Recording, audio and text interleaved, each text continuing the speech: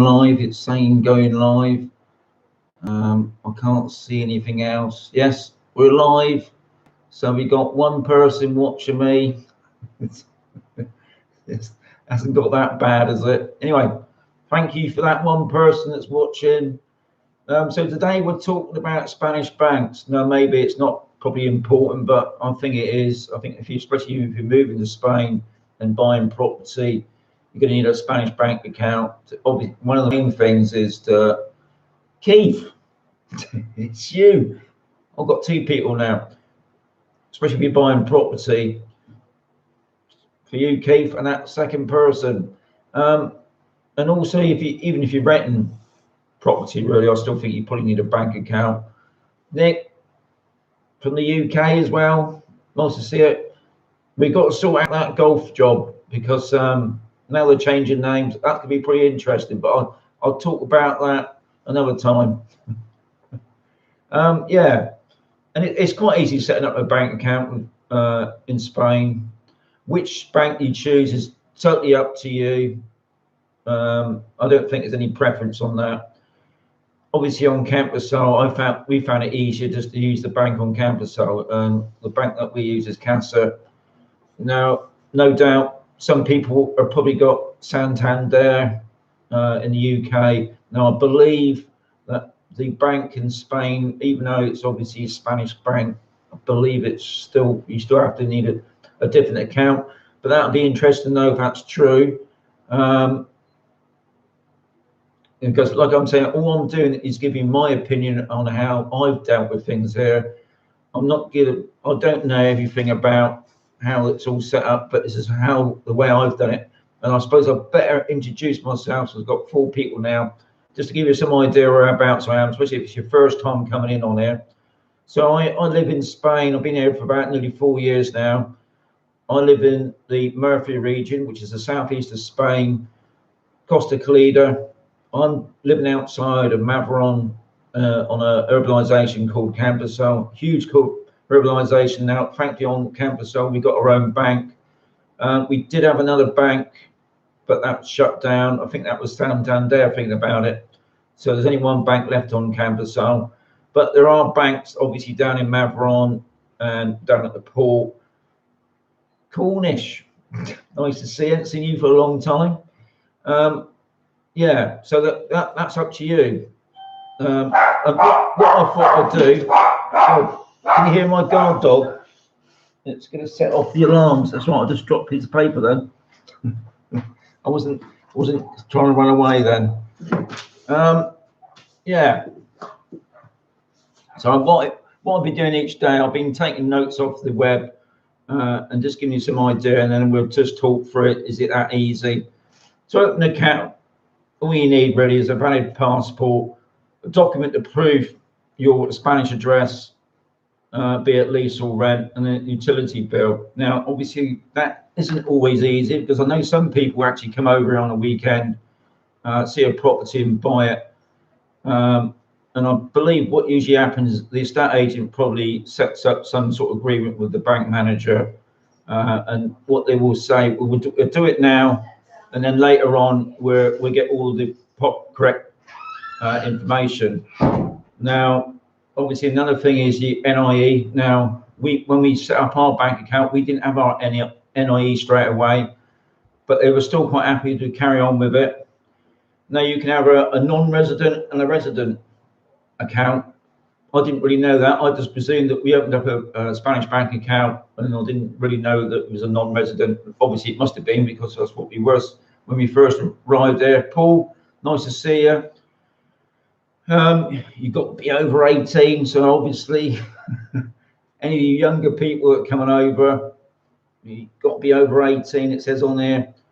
So straight away, there's a couple of things on there where it says the documents that you've got to prove to open the Spanish account. It's not always necessary, but obviously they will need it eventually. So just in case you haven't got your NIE, that's not going to stop you opening up a bank account.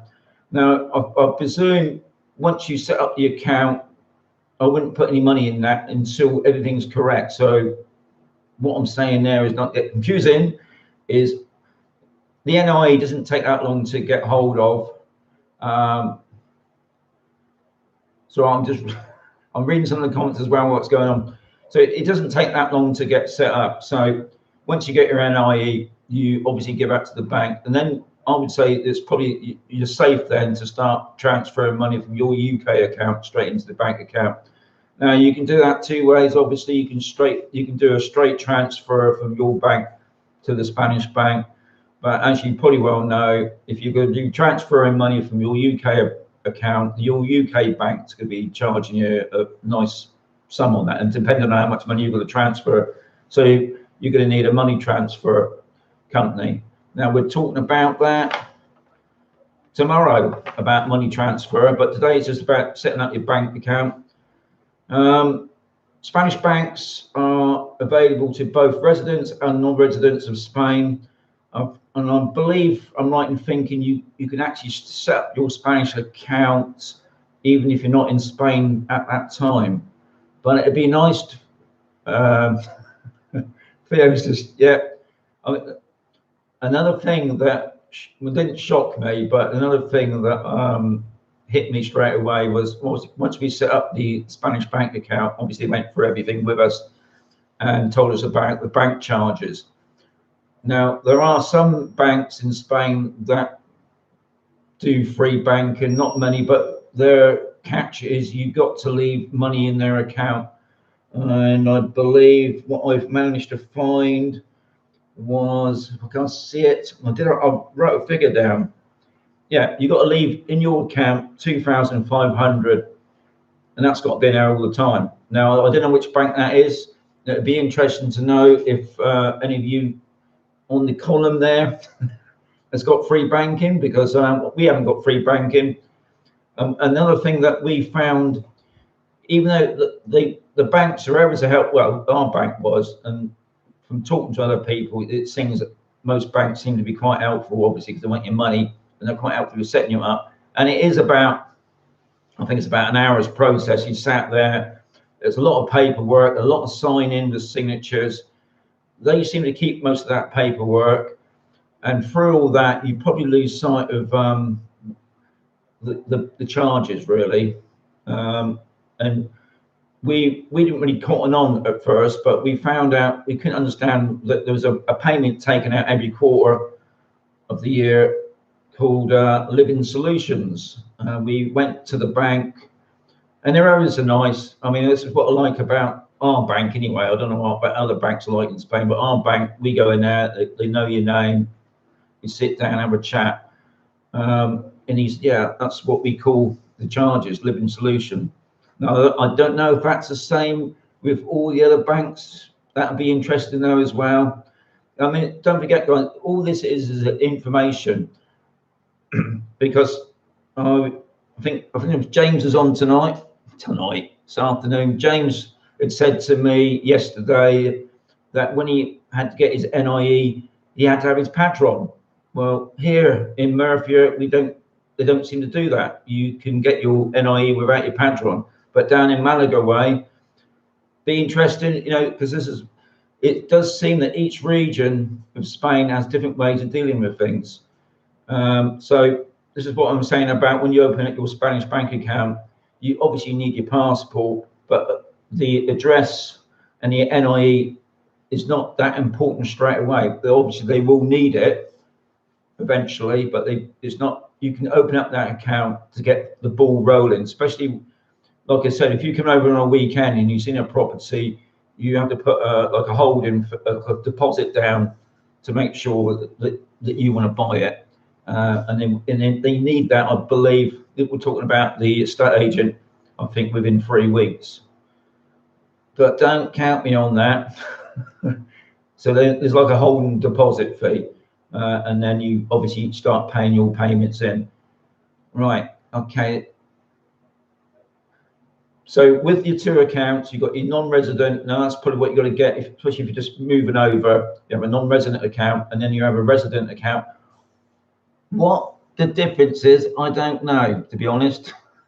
Because once we got our residency card, we went down to the bank to inform them that we went over to residency. I didn't really see anything extra. But anyway, you have to inform the bank once you become a resident. So, and apparently it's not much to switch over. I mean, obviously the main thing that they do, they change the cards.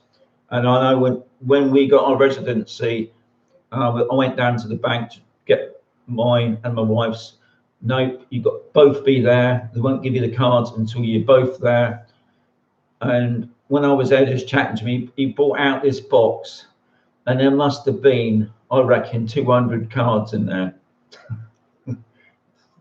Not saying it's anything to do with the Brexit, but yeah, there was a lot of cards in it. It took us another month, and we've had no problems with the bank at all, except once. I'll just tell you this story because when you're transferring your money, you're going to have to use a middle person, which is the money transfer companies. Now I will tell you this tomorrow who that company was tomorrow, but I'm not going to tell you it now.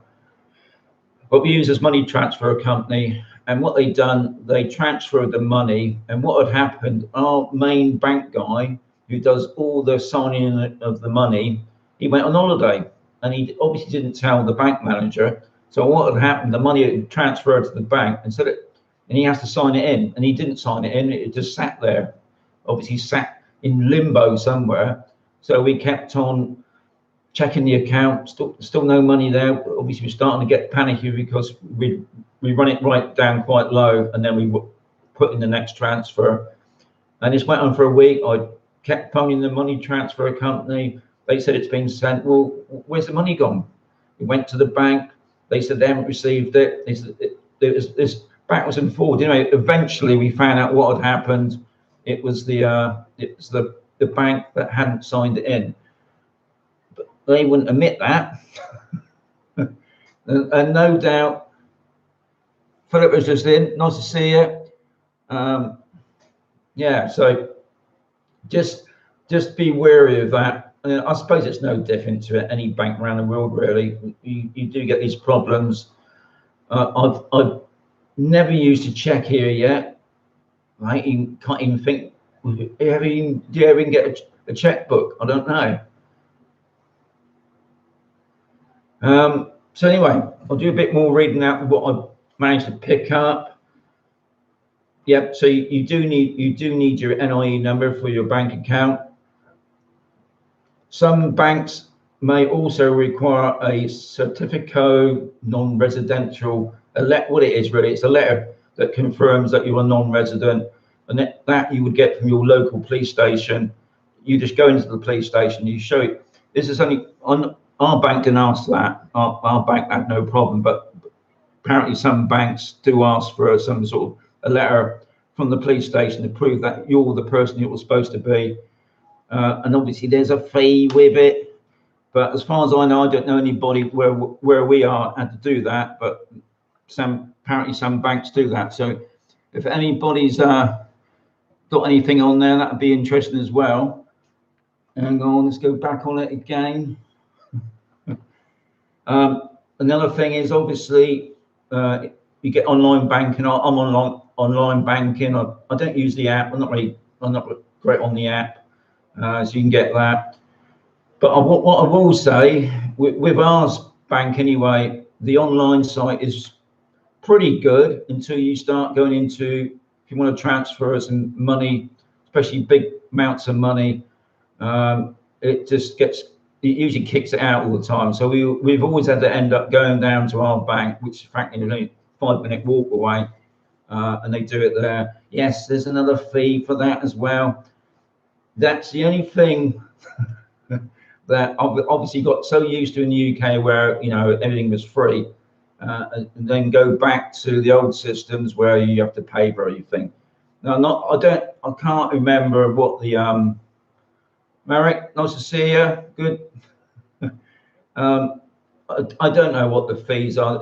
It's not a huge amount, but it's enough obviously to think, I could have gone out for a meal with that now. But anyway, that's the way it goes. And I've had no problems when we've gone out shopping. We use the card, and obviously now you don't even have to use the freaking card now, do you? You just go over to the machine, you just stick the card on top of them. I wonder what they were doing the first time. They just stuck the card on top of the machine, it took it off. No doubt it's been going for years in the UK, but that was completely baffled me what that was all about. But apparently they do that now. Now on campus out, when we first arrived there must have been one cash machine, which, to be honest, was the bank. And now, where I live, right opposite us, we've got 3 cash machines. Now, obviously, if you use your own bank cash, there is a small charge, obviously. But if you use somebody else's machine, yeah, no doubt it doubles it. So yeah, that's another thing you got to think about in your costing. If you're on a bit of a tight budget, just remember that the banks do take money out of your account. And it'd be interesting if anybody there has got any figures on that. That'd be great. I'll just put this piece of paper up, just give you you can read that. Because if you have got any questions, sometimes I don't always look at what's going on the column there, and if I haven't said nothing about it, I'm not ignoring you. I haven't noticed it, because sometimes it moves quite quick. I've just seen Clive come in, top man. Yeah,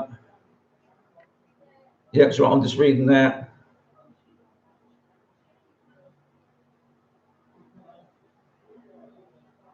Well, that's interesting.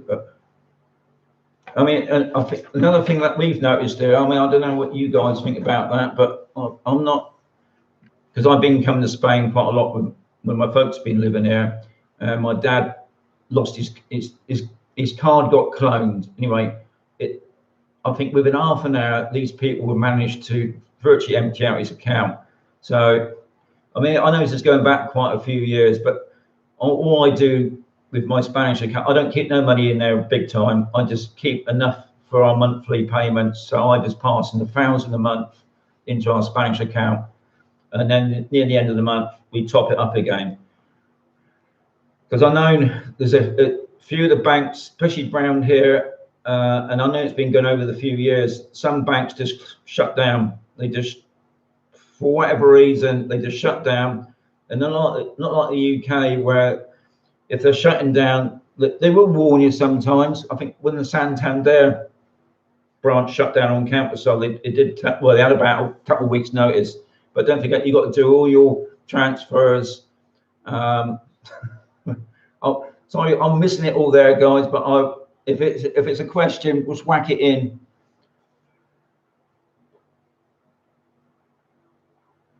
Yeah, sorry, Vernon, you can draw. I can't say how much. I mean, I never look at the machine. I just take out about 20 or 40 euros, but I believe you can. There's probably a set 350. There's probably a set fee that you can take out each day. I mean, it's like anything else. I'd be so careful, because anywhere in the world, the old robbers are like cloning these machines. So just to keep you safe.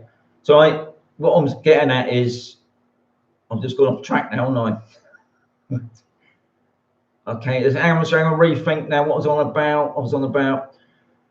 Yeah, when the Spanish bank shut down here, what they don't do is transfer it to your other bank that you want to go to, all your direct debits and that. You have to actually go down to that bank and reset them all up, because I know a couple of people that have been away on holiday, they come back, they can't get into their bank account because it's been shut down, and also they're getting letters from the electric or the water board saying they're going to shut your water and electric off because they haven't been paid. So it's in the UK, you've got this switch thing, innit? You can just, if you don't like that bank anymore, you just bring them up or send them an email, and then they will transfer it. Well, that, as far as I know, that doesn't happen there. Especially, it doesn't happen here in the Murcia region, that's for sure. And it'd be, Frank, you're in. It'd be nice to know if that's true as well. And before I forget it, because I like to make a note of where everybody is, could you just tell me quickly whereabouts you are, guys? We've still been getting people from the middle of the UK, but I know Cornish is down from the bottom.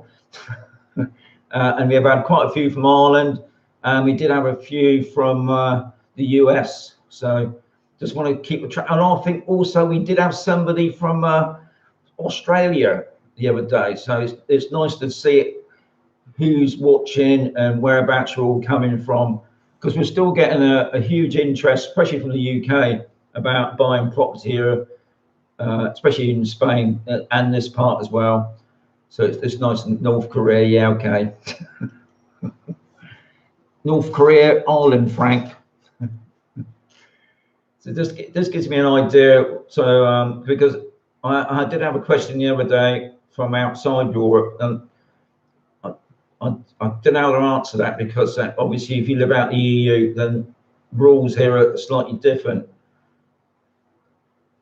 Rainy Scotland. I think it's rainy UK as well, isn't it? Be honest.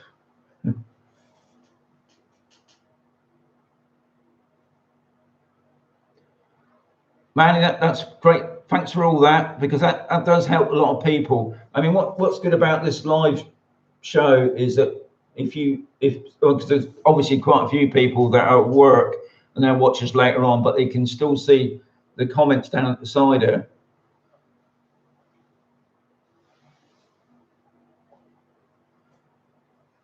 Windy London.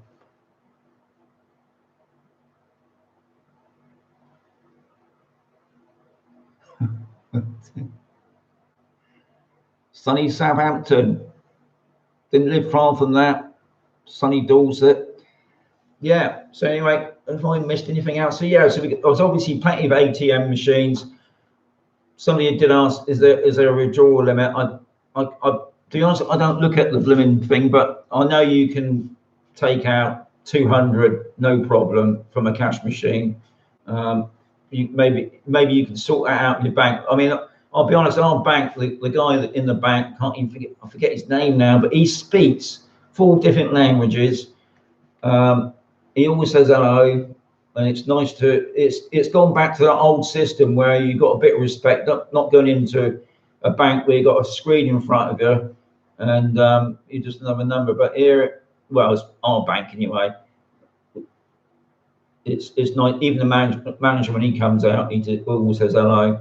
But when we have got a problem, it doesn't seem no hassle for them, especially the cash machine.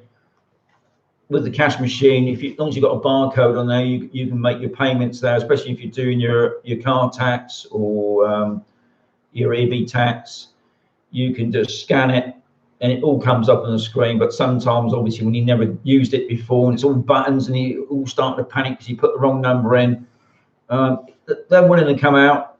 So that's good to see. I can't remember my bank being like that.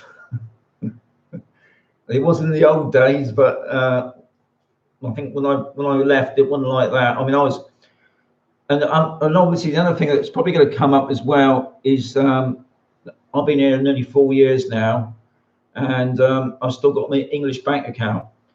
Now, obviously in the UK, they keep shutting down branches.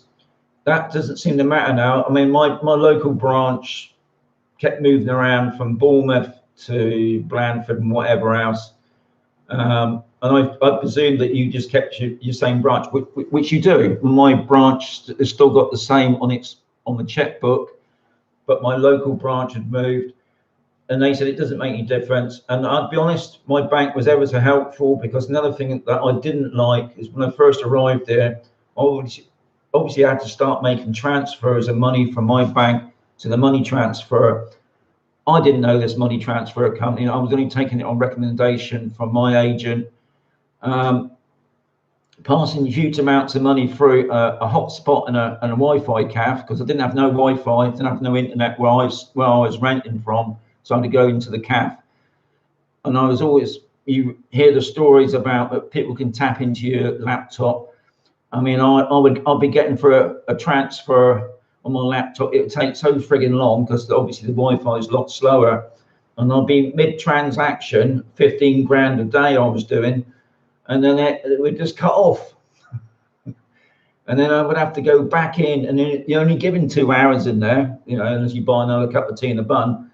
So it was a bit nerve-wracking, but my bank did always say, we'll keep a check on it as well to make sure hasn't gone astray, which that gave me a little bit of reassurance. So always have a good chat with your bank wherever you're coming from to make sure that they know what you're up to, because there's no point in you going to Spain or wherever and then they start taking out huge amounts of money because they think, hey, oh, there's something fishy going on here. But as long as they know about it, then you shouldn't get no problems. And I still get, I'm online with my UK bank. Yeah, not now, Frank. That was only not when I had to start putting payments into the place that I was buying. I was transferring 15 grand a day. That week was quite nerve-wracking because you make the first part of it to the transfer company. You wait till you get a receipt from them, and then you wait till you get a receipt from the Spanish bank. And sometimes it would take a complete day or the next day. Yeah, it was. But you know, thankfully it all went well. But it's one of those things where you wish you could just do it in all one big sweep. And maybe you can, I don't know, but as far as I know, you can do that. And I think where did I see something about cash? Yeah, right. I think you can only bring into the country 250,000, is it?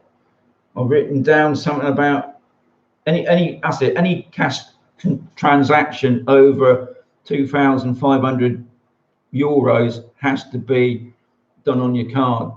And if anything below that, that's all right. But anything above that, you can't just do it in cash. Because obviously there are some people, just checking the time, there are some people around here, especially if you're buying a property, who are quite happy to take your money off you. I just went to a place the other day, a golf complex. They're doing off-plan £500,000, 500,000 euro villas they're building, but they're quite happy for you to give them your deposit, even though there's a good chance it might not even materialize. So just be wary, guys, when you're handing over your money. The Spanish banks, I believe, even the time of the boom time, they were supposed to guarantee all payments, but those banks collapsed as well. And those people are still fighting to get their money back. And I'm not saying those days ain't no different now. So just be careful when you are buying property that you come over and have a look at it. So I'll just have a quick look now, because I can spend about 5,000 per day on fuel for yacht, but I don't. No, £5,000. God, you must have a big yacht burning.